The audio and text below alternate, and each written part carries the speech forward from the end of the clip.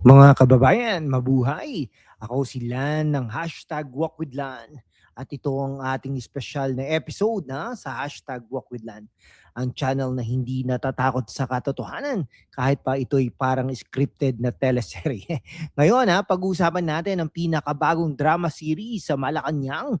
Si Senador Amy Marcos, ang matalinong ate na nagbunyag ng impeachment complaint laban sa kanyang kapatid na si Presidente Bongbong Marcos ay isang malaking script lamang. Parang pelikula, The Truman Show pero sa Philippine Politics Edition. Mga kawok, sa gitna ng kasinungalingan, ang katotohanan ang unang dinudurog. Pero kasama kayo, mga kawok, kaya nating itindig ang tama. Sumali na sa aking YouTube channel membership. Sama-sama, panatlihin nating malaya at walang takot ang boses natin para sa bayan. Salamat sa inyong solid na suporta. Mag-subscribe na sa hashtag WalkWithLan YouTube channel membership at maging bahagi ng ating masiglang laban. Hashtag laban para sa katotohanan. Hashtag WalkWithLan. O shoutout muna sa ating global audience, sa mga kababayan natin sa Pilipinas. Kayo ang pundasyon ng ating laban. Sa United States, salamat sa inyong oras sa kabila ng jet lag. Canada, keep warm at keep fighting. Australia, good day at laban tayo. United Kingdom, tea time with truth. Hong Kong, sa gitna ng busy streets, salamat. United Arab Emirates, mula sa disyerto hanggang dito. Denmark, hag with honesty. Japan, arigato sa suporta Italy, Shao at Gracie. Mga OFW at kabataan, ito'y para sa inyo, para sa hinaharap na walang script. Ngayon, bakit scripted?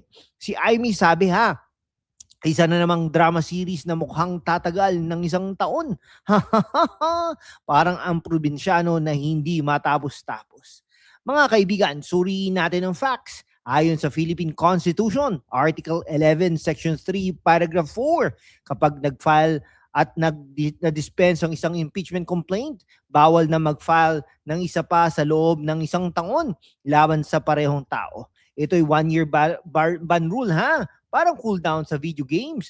Mga kabataan, si Amy Marcos bilang senador, alam na alam ito. Sabi niya, ang complaint laban kay Bongbong Marcos ay intentionally weak, alleged drug use, role sa national budget with unprogrammed funds, at turnover ni Duterte sa ICC.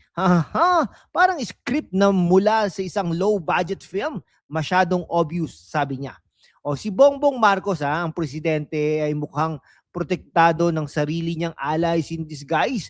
Bakit? Dahil ang complaint na ito ay filed early para matrigger ang ban. Ito hindi aksidente, it's calculated. Si Amy sa kanyang wit at intelligence, binuking ito.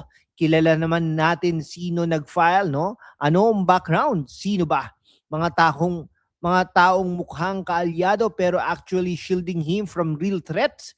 Ito ay nagpapakita ng systemic flaw sa ating impeachment process, ginagamit para sa political survival, hindi justice.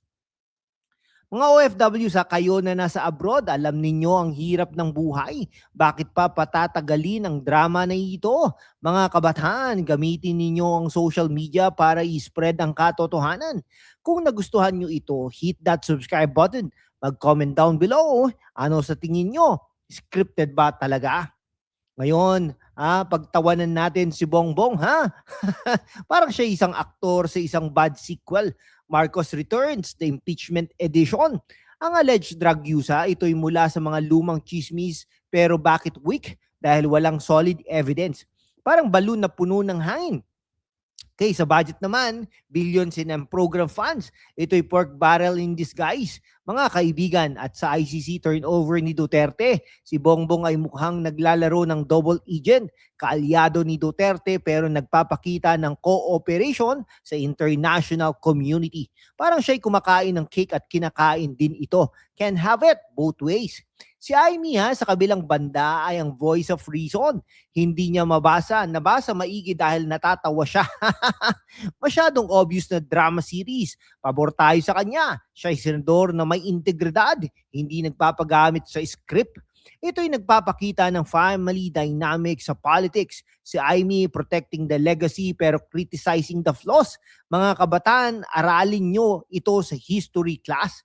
O shoutout ulit ha sa US at Canada. Salamat sa inyong views. Kayo ang nagpapalakas sa algorithm.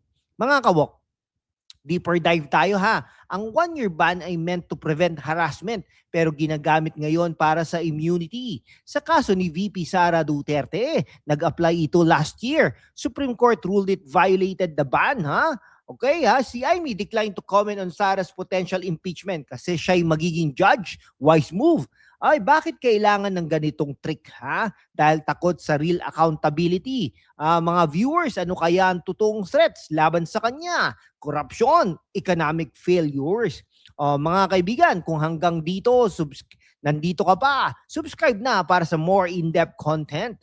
Okay ha, suriin natin historically. Parang EDSA days ha, pero ngayon ay scripted revolution. Si Amy sabi niya, marami na tayong napanood na pelikula na ganun eh. Bumenta na yun sa takilya. Totoo naman. No, si Bongbong Marcos, Bongbong admin ay full of unprogrammed funds. Billions na hindi planned, parang magic wallet ha. Ito'y nagpapahirap sa mahihirap habang ang elite ay protektado. Okay. Si Amy po siya nagpapakita ng transparency, hindi tulad ng iba. Mga kabataan sa Australia at United Kingdom, share nyo ito sa mga kaibigan nyo. Shoutout sa Hong Kong at United Arab Emirates. Salamat sa inyong time. Laban tayo para sa bayan. Mga OFW sa Denmark, Japan, Italy, kayo ang mga bayani. Bakit relevant ito? Dahil ang politics na ito ay nakakaapekto sa remittances, ekonomiya. Si Bongbong ay yung kilos po ni Bongbong ay mukhang self-serving, hindi pro-people. I mis-expose, I call for vigilance.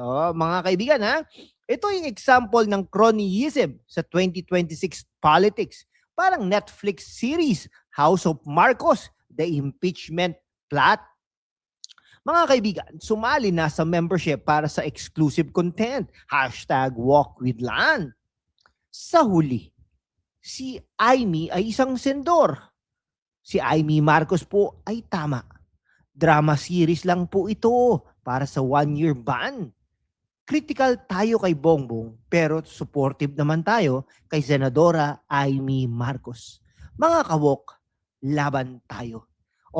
Final shoutout po tayo sa Pilipinas, Germany, Denmark, Italy, United States of America, Canada, United Arab Emirates, at kung ano-ano pa. No? Dito rin po sa Pilipinas. Okay, salamat. Subscribe na. I-like, i-share, mag-comment din ha. Scripted ba? Okay, mga kaibigan ha. Para sa next video, salamat mga kawok. #WalkWithLan. #laban para sa katotohanan. Mabuhay po ang Pilipinas.